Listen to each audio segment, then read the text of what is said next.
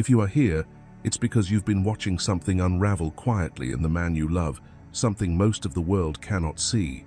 You sense the pressure behind his eyes, the exhaustion in his silence, the way he keeps standing while everything inside him feels like it's collapsing.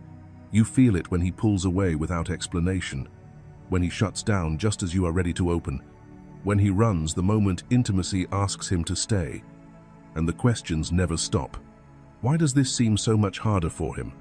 Why does he resist the very connection his soul is reaching for? Why does he carry his pain alone when all you want is to hold him through it? This confusion hurts because it feels personal.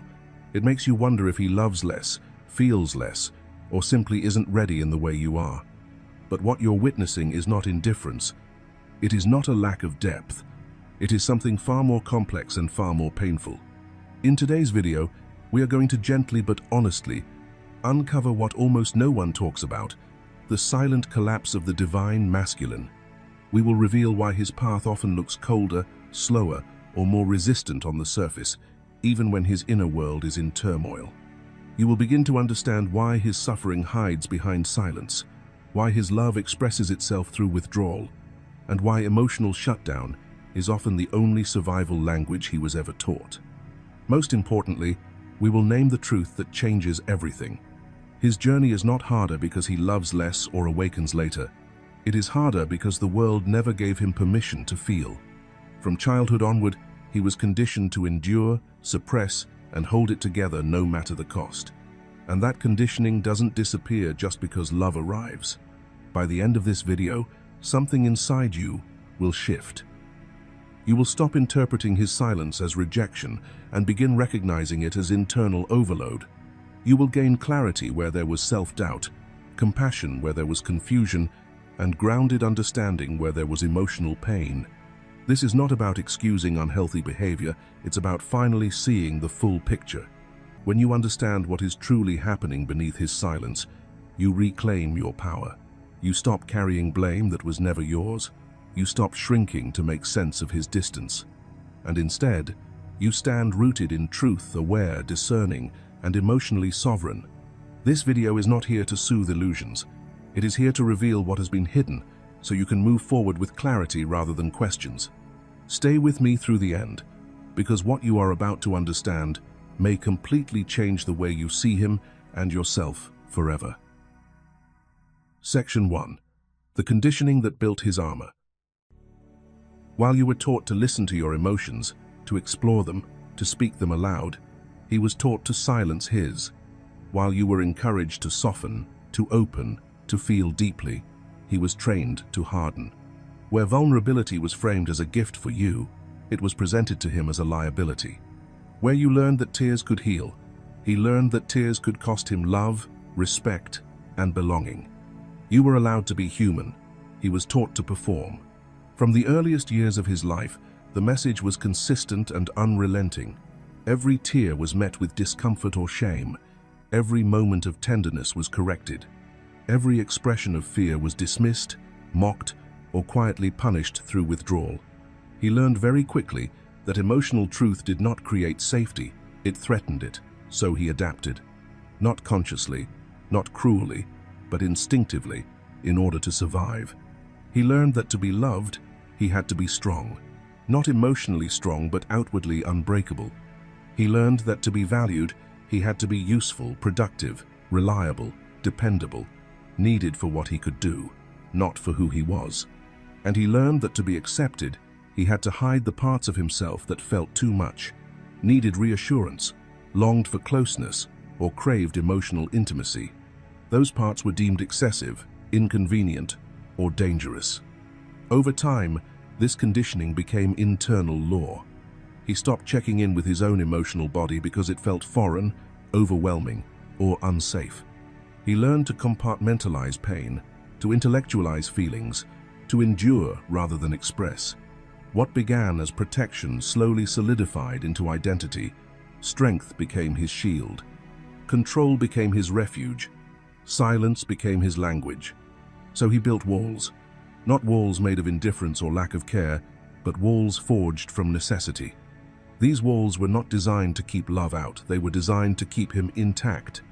Because for him, connection without armor did not feel like intimacy. It felt like annihilation. To open fully felt like stepping into a space where he had once been shamed, rejected, or abandoned. This is the armor he carries into adulthood. This is the structure that shapes his responses, his distance, his silence. And until this conditioning is seen for what it truly is, not coldness, not avoidance, but deeply ingrained survival, his heart remains protected not from love, but from the pain he was never taught how to hold. Before we move into the next section, take a moment to let this land. If you recognize someone you love, or perhaps even parts of yourself in this conditioning, you're not alone. This understanding is not meant to assign blame, but to bring clarity and compassion to patterns that have been misunderstood for far too long. If this resonates with you, gently affirm it by leaving a like on this video so this message can reach others who need it. And in the comments, share what stood out to you most, or simply type, "I see the armor now," to acknowledge this awareness. Your reflection matters, and it prepares us to go deeper as we move into what happens when that armor begins to crack, and why it always does. Section 2. How wounding shapes the masculine nervous system. This conditioning did far more than influence his outward behavior or personality. It reached deeper, imprinting itself directly into his nervous system. Over time, his body learned specific survival responses around love, intimacy, and emotional exposure. His muscles, breath, and heart rhythm adapted not for connection, but for endurance. His soul learned how to protect itself long before his mind could understand why. From an early stage, the masculine nervous system was trained to associate safety with performance. Approval arrived when he achieved, succeeded, fixed, or provided. Emotional presence, vulnerability, or rest did not earn the same reinforcement. As a result, his system learned to stay alert, controlled, and guarded, especially in moments where love should have felt most natural. Love became a stimulus that activated pressure rather than ease, responsibility rather than nourishment. He learned to measure his worth by what he could do, not by who he inherently was. Value was calculated through output, results, and resilience. He learned that being needed mattered more than being known. That carrying weight mattered more than expressing truth. Slowly, almost invisibly, his nervous system equated stillness with danger and emotional openness with loss of control. Because of this conditioning, his body learned to suppress feeling before it reached consciousness.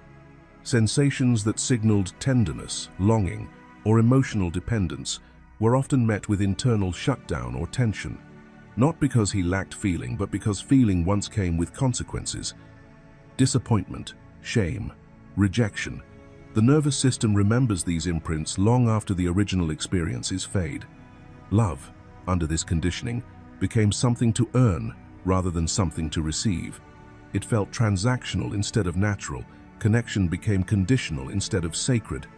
He learned to stay ahead of pain by staying useful, strong, and composed. His system adapted to survive in environments where softness was not protected, where emotional truth was not welcomed, and where vulnerability felt like exposure rather than intimacy. This is why the masculine nervous system often appears distant, controlled, or emotionally restrained, not because love is absent, but because love activates ancient protection patterns. His silence is not emptiness, it is regulation. His withdrawal is not indifference, it is a learned response designed to keep his system intact. Understanding this changes everything. What looks like avoidance is often a nervous system trying to stay safe. What feels like emotional unavailability is frequently a body that has never been taught how to receive love without bracing for impact. And until this conditioning is seen, honored, and gently rewired, the masculine will continue to protect himself, the only way his system knows how, by holding more than he shares and enduring more than he expresses. Section 3. Why your presence terrifies him. Then you arrived, the divine feminine. Not as a demand, not as a test, but as a mirror. Your presence does not challenge him through force or expectation. It challenges him through truth. You do not merely see his strength, you see straight through it. You sense the wounds beneath the competence, the tenderness beneath the control, the longing beneath the silence. Where the world rewarded his performance, you are unmoved by it. Where others praised his endurance, you quietly reach for his essence. You do not want what he can do for you. You crave who he is when nothing is required. You are not impressed by his armor. You are drawn to his truth. And that is precisely what terrifies him. Because to meet you, not superficially, not safely, but fully, he must step outside the identity he built to survive. The identity that kept him respected, functional, and intact in a world that did not make room for his emotional reality. With you, performance is useless. Control does not create connection. Distance does not provide safety. Your presence asks for something he was never taught how to give. To love you, he has to feel in places where feeling was once forbidden. To stay with you, he has to trust where trust once led to betrayal. To open to you, he has to soften where softness once meant being crushed.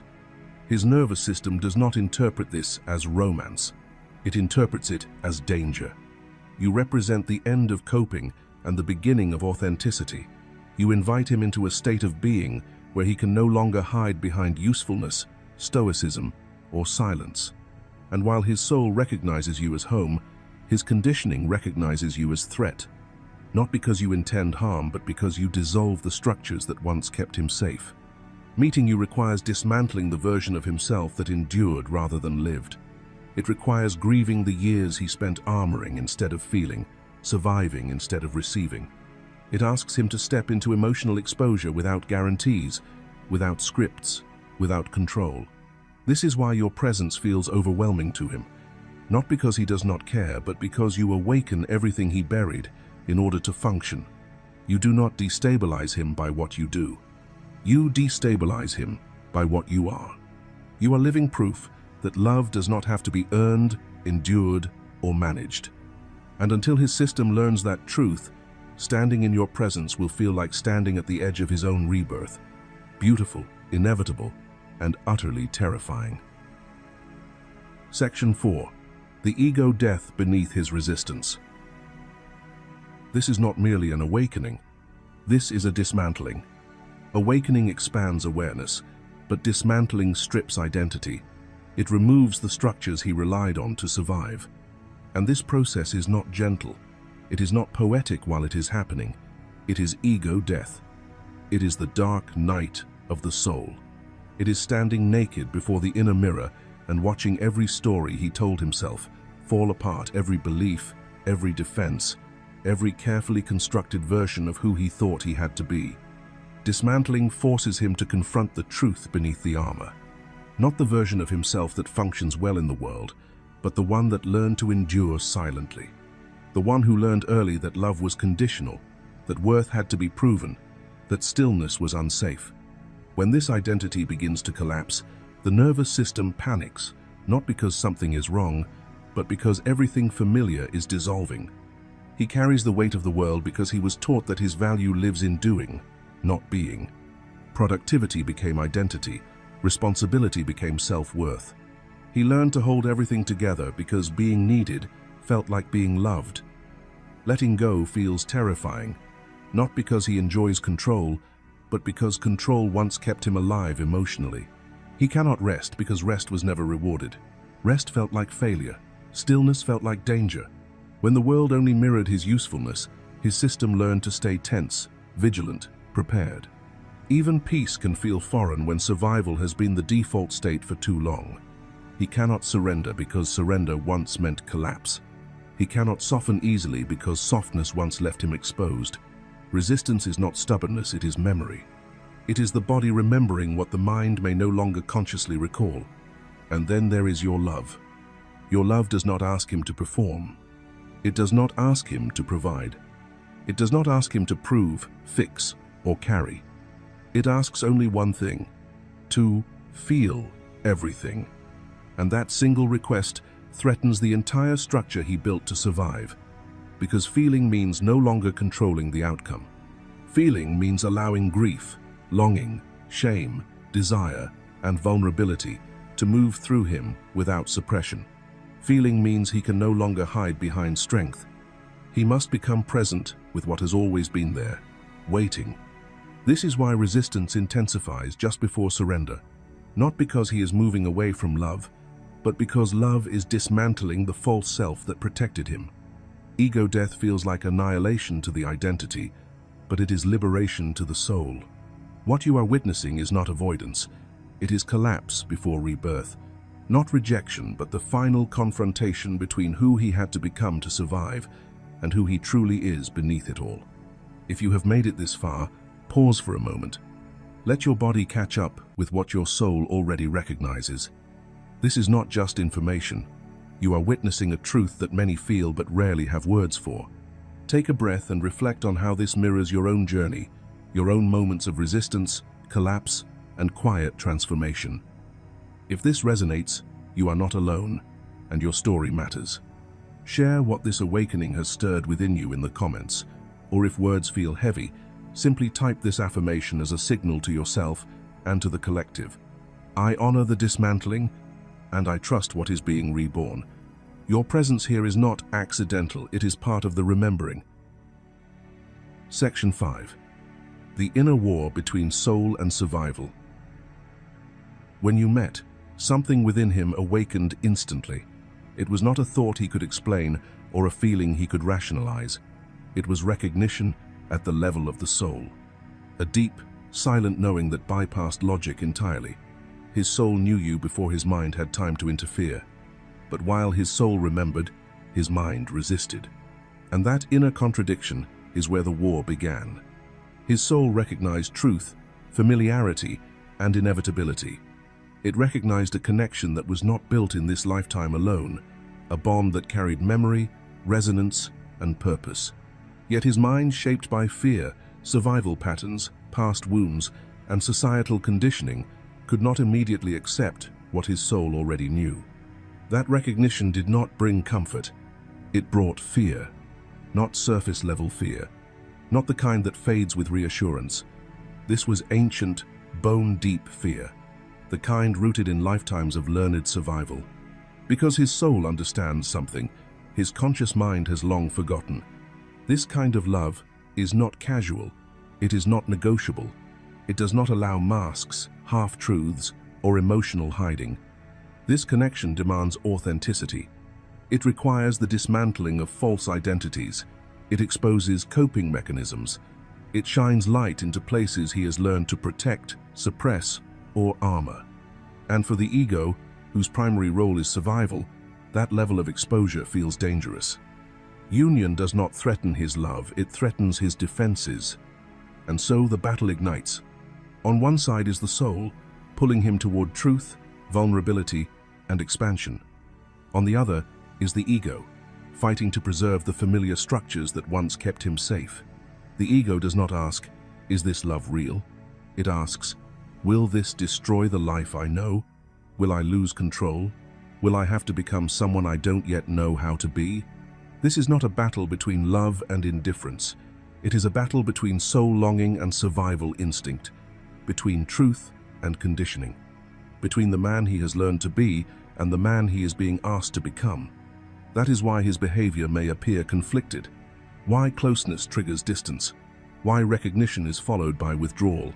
His soul steps forward and his ego pulls him back, again and again. This inner war is not weakness, it is transformation in resistance. And until the ego understands that surrender is not annihilation but liberation, the battle continues, quietly, internally, shaping every choice he makes in your presence. Section 6. Why he runs when the feelings rise. His emotions are not shallow, fleeting, or easily dismissed. They are vast, intense, and consuming. When feelings surface within him, they do not arrive gently, they surge like a tidal wave, dismantling the inner structures he has relied on for stability. What looks like emotional distance is often the result of emotional overload. From an early age, he was not taught the language of feeling. No one showed him how to name what moved inside his chest, how to sit with discomfort without trying to escape it, or how to let emotion pass through without judgment. Vulnerability was never modeled as something safe or grounding. Instead, It was associated with weakness, loss of control, or danger. So he learned to survive by containing, suppressing, and enduring rather than expressing. When twin flame energy activates, this conditioning is challenged at its core.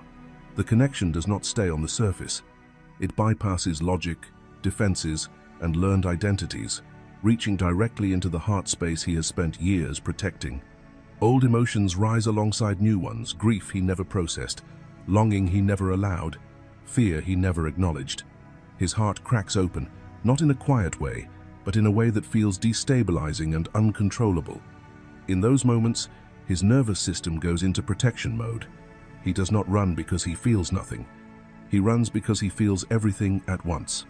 The intensity overwhelms his capacity to regulate, so he shuts down, he numbs, he distracts himself with work, routines, addictions, or distance. These are not acts of indifference, they are reflexes born from emotional survival. What the outside world often misinterprets as avoidance is actually a deep internal conflict. Part of him recognizes the truth of the connection, while another part is terrified of what that truth demands. To stay present would require him to feel fully, and feeling fully means dismantling the armor that once kept him safe. He runs not because the bond is weak, but because it is powerful. He runs not because he does not care, but because he cares so deeply that it feels unbearable to remain open. Until he learns that vulnerability does not destroy him but restores him, his instinct will be to retreat when love rises to the surface. Understanding this does not excuse the pain caused by distance, but it reveals the truth beneath it. His silence is not emptiness, it is unexpressed depth. His withdrawal is not rejection. It is fear standing at the edge of transformation. Section 7. The voice inside his silence. When he thinks of you, something tightens in his chest before his mind can catch up. It is not doubt about the connection, it is the body remembering what the mind has been trained to fear. The moment he considers opening, speaking, or stepping closer, a wave of anxiety rises. His breath shortens, his thoughts scatter, and within that inner tension, a familiar voice begins to speak. It whispers quietly, but relentlessly. You are not enough. You will fail. You will be rejected. You will be destroyed. This voice does not come from the present moment. It is not born from you, nor from what is actually unfolding between you. It is an echo, an accumulation of unresolved wounds layered over years of lived experience. It is the voice of every time he learned that softness was dangerous. Every moment his openness was met with ridicule, dismissal, or betrayal. Every instance where trusting another led not to safety, but to pain. That voice is not intuition. It is conditioning. It is the nervous system replaying old survival strategies, attempting to protect him from a future that resembles his past. When vulnerability once resulted in loss, the psyche learned to equate openness with threat. Over time, silence became armor. Emotional distance became control. Suppression became safety. So when genuine connection appears, when something real and profound asks him to be seen, the old alarms activate. His silence is not emptiness. It is crowded with unspoken thoughts, conflicting emotions, and memories that surface all at once. The louder the connection feels, the louder the inner warnings become. This is why his quietness can feel confusing. While you sense absence, he is often engaged in an intense internal battle. One part of him recognizes the truth of the bond. Another part is desperately trying to prevent him from reliving past hurt, and until those wounds are acknowledged and integrated, fear will speak louder than desire. That voice inside his silence is not telling the future, it is recounting the past. It is every moment he learned that love came with a cost, that closeness required sacrifice, that being fully seen meant being fully wounded. Understanding this does not erase the pain of distance, but it reveals that his silence is not a lack of feeling. It is the sound of unhealed history rising to be met. Only when he learns to separate who he was hurt by from who stands before him now can that voice begin to soften, and only then can silence give way to truth. Section 8. Why his journey is not about you.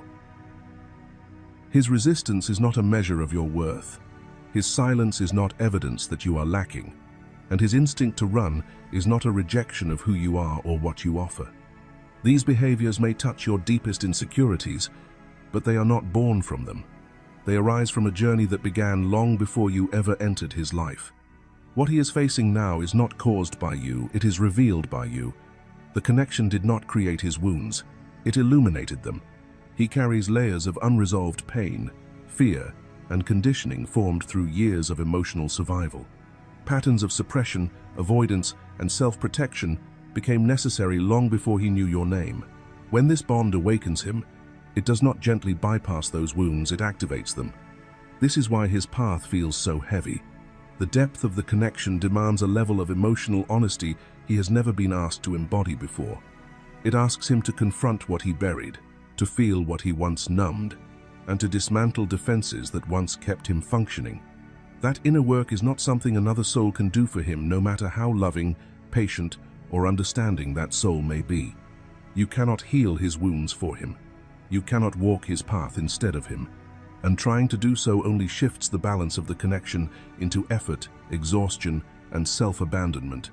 Healing does not arise from chasing. Awakening does not come from convincing. Transformation cannot be forced through explanation or sacrifice. What does matter is your presence, not as a rescuer, a teacher, or a source of proof, but as a steady embodiment of truth. Your role is not to pull him forward, but to remain anchored in yourself. When you choose alignment over pursuit, authenticity over appeasement, and inner peace over external validation, you create a field where healing becomes possible. This does not mean waiting in pain or putting your life on hold. It means releasing responsibility for a journey that is not yours to carry. It means understanding that love does not require self-erasure. Sometimes the most powerful contribution you can make is simply being whole, grounded, and emotionally sovereign. When you stop trying to be the reason he heals, you become the mirror that reflects what healing could look like, and whether or not he chooses to step into that reflection is his choice alone. His journey is not about you, but your presence, when rooted in truth, can quietly remind him of who he has the potential to become. Before we move forward, pause here for a moment. Let these words settle not just in your mind, but in your body. Ask yourself honestly where you may have been carrying responsibility that was never yours to hold, and where your own presence may have been quietly asking for more space, more truth, more self-honor. Reflection is part of integration, and awareness begins when you allow yourself to witness without judgment. If something in this section resonated with you, I invite you to engage. Share your thoughts in the comments, or simply type the sentence, "I release what is not mine to carry." Your voice matters here, and as we move into the next section, we will begin to explore what happens when you choose yourself and how that choice subtly but powerfully shifts the entire dynamic. Section 9. The feminine role of sovereignty and space. Holding space does not mean shrinking yourself, silencing your needs, or waiting in emotional suspension. It does not mean abandoning your truth to accommodate someone else's confusion. True holding space is an act of sovereignty. It is the ability to remain fully anchored in who you are while allowing another soul the dignity of their own process. When the divine feminine chases the divine masculine while he is emotionally closed, the energetic polarity between you collapses. What once flowed as attraction, magnetism, and soul recognition begins to distort. Fear quietly replaces love. Anxiety replaces trust. Codependency replaces genuine connection. The chase does not awaken him, it overwhelms him, and it drains you. The feminine's power has never been in fixing, rescuing, convincing, or carrying emotional weight that is not hers to hold. That pattern belongs to old survival conditioning, not to divine union. Your true power lies in embodiment, in presence, in living so aligned with your truth that your energy speaks louder than any explanation ever could. When you choose yourself not as a defense, but as a devotion, you return to your natural frequency. When you remain aligned with your values, your boundaries, and your inner knowing, you stop leaking energy into uncertainty. And when you release the belief that his awakening, healing, or movement toward union is your responsibility, something profound occurs. The field shifts. Without force, without confrontation, without effort, space becomes medicine. Your steadiness becomes an invitation. Your wholeness becomes a mirror he cannot ignore, even if he tries. In this space, polarity is restored. Love is no longer chased, it is felt. Connection is no longer negotiated, it is remembered.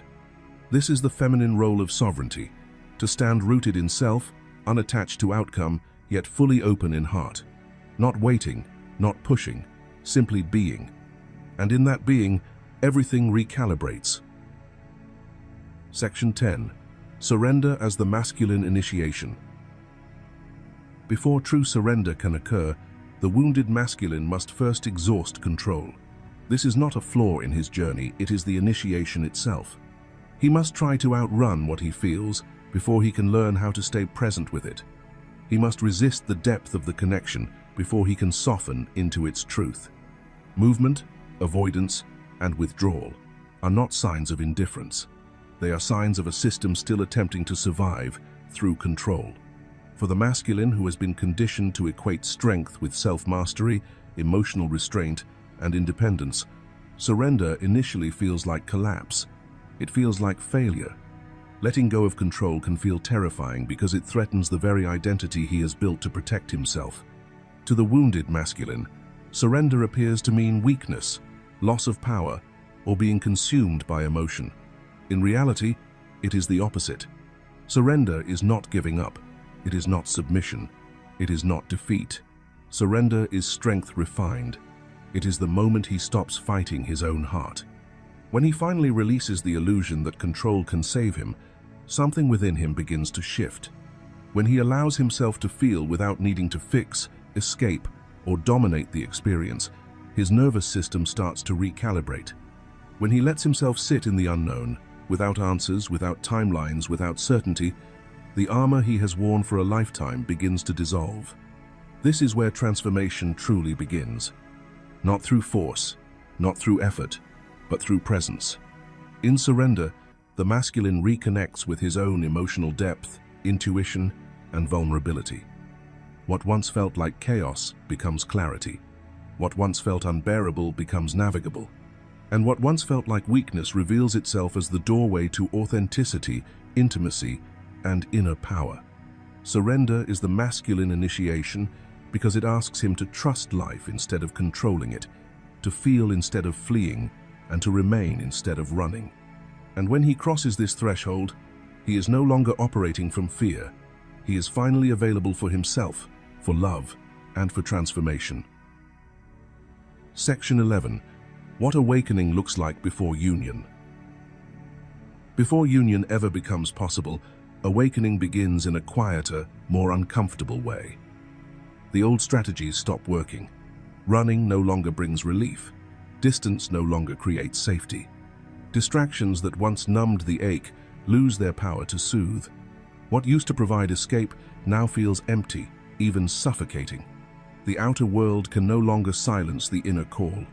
The walls he built to protect himself begin to feel less like shelter and more like confinement. Avoidance becomes exhausting. Suppression becomes painful. The very defenses that once kept him functioning start to turn into prisons he cannot live inside anymore. This is not punishment, it is evolution. And this shift does not happen because you did something perfectly or said the right words. It does not occur because of effort, patience, or sacrifice on your part. It happens because his soul is finished hiding. Something deeper than fear has taken the lead. At this stage, his return is not toward you first, it is inward. He is called back to himself, to the parts he abandoned, denied, or silenced in order to survive. He begins to feel what he has avoided. He begins to listen where he once shut down. He begins to recognize the truth he could not face before. This inner return is the true awakening. Only from this place can a conscious choice be made, not a reaction driven by longing or guilt, not a pull driven by karma or unfinished business, but a grounded decision rooted in clarity. And from that return to self, he can finally choose love, not as escape, not as dependence, but as presence. If there is one truth this journey keeps returning you to, It is this: nothing outside of you holds the key you have been searching for. His path may be heavier, slower, and more inwardly conflicted, but yours is sacred because it is conscious.